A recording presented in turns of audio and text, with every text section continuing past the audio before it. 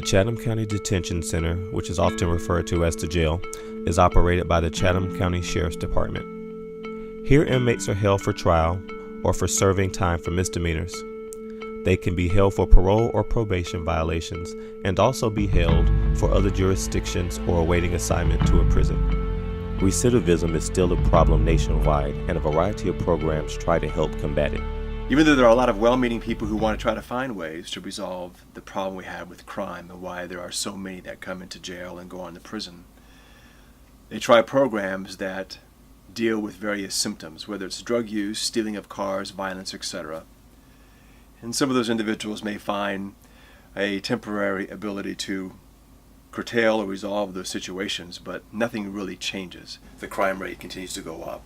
Recidivism, which is individuals getting out and committing new crimes and being rearrested, remains at 80 to 85%. It's been steady for decades now. Inside the jail is Coastal Jail Ministries, and it roots back to 25 years ago.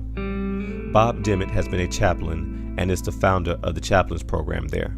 The Chaplains Program is an in-house program to help fulfill the spiritual needs of the inmates and the staff.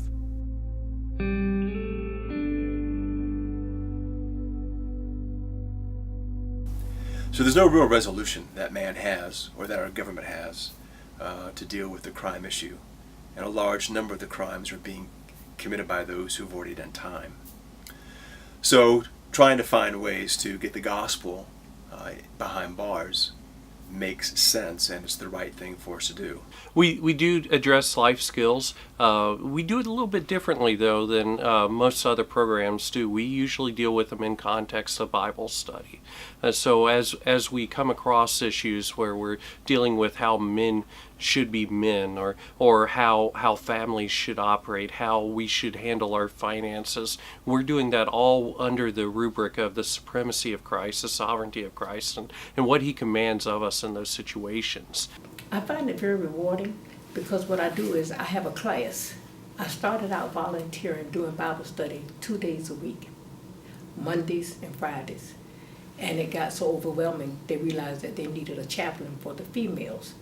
So I started Monday through Friday, and we started having classes, mind renewal. And we felt like if we could renew their minds and change the way they think, perhaps when they go out, they won't come back. So we started a class, and in that class, I have 4 ladies that work with me.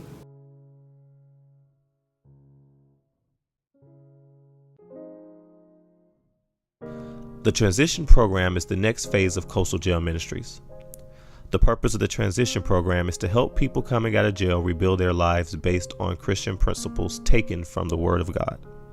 The transition program has been very effective in helping people rebuild their lives and re-enter society on firm footing with a Christian support group.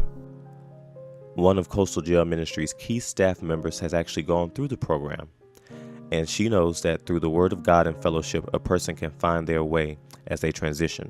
Lori Irish is the transition program coordinator, and her journey to this point in life has been shaped by faith and the ministry. It was a very long process. I'd been arrested quite a few times. I got involved in drugs because of the people I was hanging around, and then I became, part of that crowd and part of that lifestyle, all the way to homelessness. And I did time in prison. I'm even on cops, which is another story. But I have nothing to hide because all of that taught me how it feels to be behind the bars, how it feels to be looked down upon, how it feels to be trapped by being addicted and really not having any hope, and the only way to kick that addiction is to let Jesus in my heart. So, being there for them when they come out of jail and telling them, no matter how long it takes, I'm always going to be there. I'm not going to give up on you. Ferguson Avenue Baptist Church, Independent Presbyterian Church, along with pastors from other churches, have been instrumental in helping Coastal Jail Ministries over the years with volunteers and much more. I came to the Coastal Jail Ministries via a very good friend of mine who recently passed a few years ago. Her name was Karen West. She and Lori were best friends, and she was telling me about what Lori does with the Coastal Jail Ministries of Georgia, how they have Bible studies and can help get employment and jobs and stuff like that. And the sincerity from so many people that I have come across once I came to this ministry is astounding.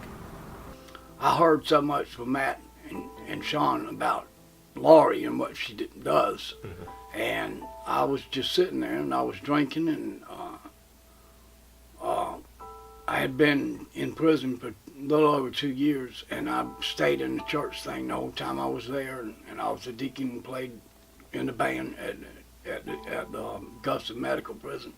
And when I came back, when I got out, I thought about what they said about Laurie, and I wanted to go to church because I was missing it, and I realized that drinking wasn't, the thing to do. And I remember I got out about a year ago, and I was released to Atlanta,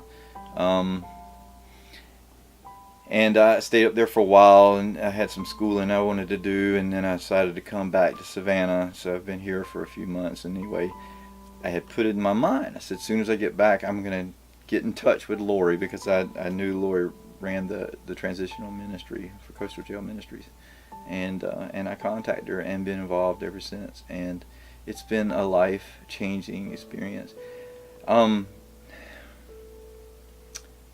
There's something to be said about having people who understand where you're coming through, and AA programs, 12-step programs do that well. They come as people who've been there and done that, and can walk you through from their own experiences how to live life successfully without alcohol and drugs. Some of the best people I've ever met are these broken people coming out of jail. When they're not broken anymore. Or when they're, the laughs and the giggles at the bowling league. I mean, just to see that joy on their faces for that 2 minutes, they don't have to worry about a next meal. But once they come to the ministry, they don't have to worry about a next meal. I just want to thank all of our volunteers, because I'm going to tell you, without those guys, those men and women, it would just be the three of us, the four of us, including Lori on the outside.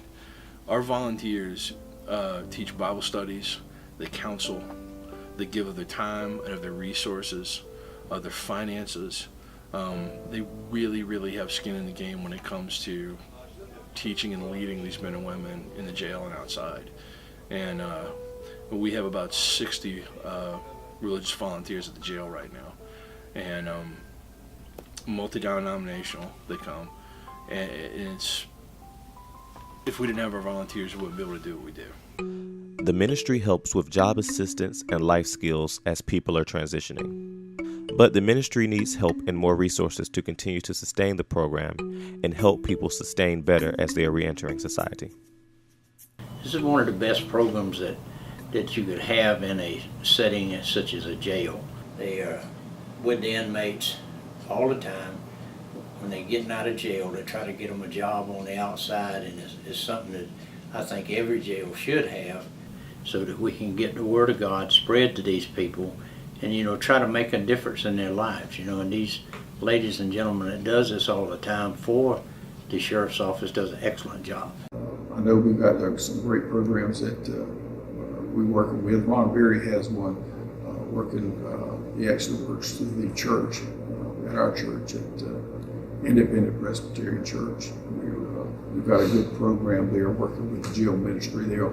I think Will Black does a great job representing us in that ministry, that we take folks that are less than a good chance, give them a chance, bring them into them, let them know that we care about who they are, and give them an opportunity there at the church. It's also about helping people with the social issues and the stigma that comes along with, which can create barriers of housing, barriers of employment, barriers to transportation. All these transition job housing are very, very key points that Coastal Jail Ministries is trying to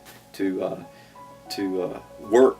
We've been doing it for 3 or 4 years now, where we have some people who are networking with employers, who understand how different systems work, so we can help the individuals get involved in church, help them and line up job interviews for them, giving them opportunities to get employment. I couldn't imagine what life would be like for me as a person transitioning without this support. I have not only gained a job, which of course I work at Kroger now and flourishing, and I love it. I love what I do. To building back bridges with my family. Funding a ministry like this and working to try to support ministries like this will actually give the resources needed to begin to help people when they get out find stable employment and transportation and housing. And that can keep people off the streets. It can keep people off of drugs. It can keep people on a trajectory of progress and moving forward in their walk.